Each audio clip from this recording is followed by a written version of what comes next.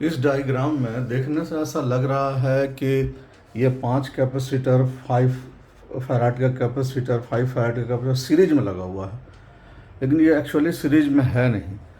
इसके ऊपर में ऐसा एक वायर लगा हुआ है, नीचे में भी एक वायर लगा हुआ है। इस वायर का नाम है शॉर्ट। इसको क्या बोलते हैं? शॉर्ट। और शॉर्ट का जो क्वेश्चन होता है वो तो क्लास 12th के लिए बहुत ही इम्पोर्टेंट होता है।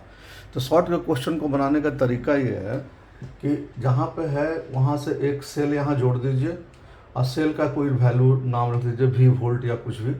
तो V वोल्ट का मतलब प्लस टर्मिनल का V और निगेटिव टर्मिनल का 0 कंसिडर कर लीजिए।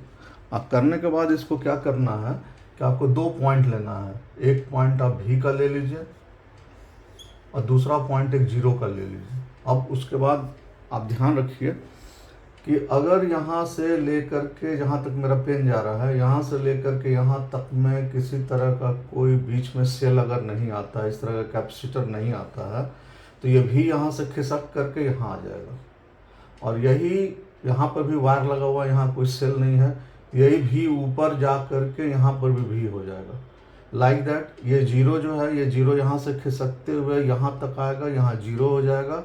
और यही नीचे जा करके फिर यहाँ पे वायर लगा हुआ है, कोई कैपेसिटर नहीं लगा हुआ है, तो ये भी यहाँ पे 0 हो जाएगा। इस तरह से इसका आपको नेमिंग कर लेना है।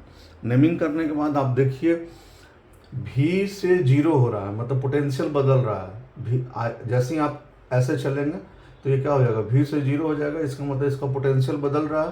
तो अगर इसका पोटेंशियल बदल रहा है तो यहाँ से चार्ज जाएगा। तो आप एक कैपेसिटर यहाँ जोड़ दीजिए 5 फैराड का, आपने जोड़ दिया। अब यहाँ देखिए 0 से V हो रहा है, इसका मतलब फिर पोटेंशियल बदल रहा है, इसका मतलब यहाँ से चार्ज जाएगा। पोटेंशियल बदलना चाहिए, पोटेंशियल बदलने से होता है कि चार्ज वहाँ से फ्लो कर रहा है। तो फिर यहाँ पर 5 कैपेसिटर जुड़ गया। अब V से 0 हो रहा है, ये 0 है, V से 0 हो रहा है, इसका मतलब पोटेंशियल बदल रहा है, मतलब यहाँ से चार्ज जाएगा। तो फिर एक और ला करके आप जोड़ दीजिए यहाँ पे। इस तरह से 5 5 5 जो है ना, ये आप चला था, जो डायग्राम बना हुआ था, इस डायग्राम में देखने से ये लग रहा था कि ये सीरीज में है, लेकिन फाइनली क्या आ गया, ये पैरेलल आ गया। जब ये पैरेलल आ गया तो आप इसका C इक्विवेलेंट आप निकाल लीजिए। इस C इक्विवेलेंट कितना हो जाएगा पैरेलल का, 5 + 5 और +5 बराबर 15 फैराड। इसका आंसर आ गया। 12th के लिए बहुत इंपॉर्टेंट है, एकदम कन्फर्म छप चुका है। Thank you very much. अगर ये वीडियो अच्छा लगे तो please like, comment and subscribe.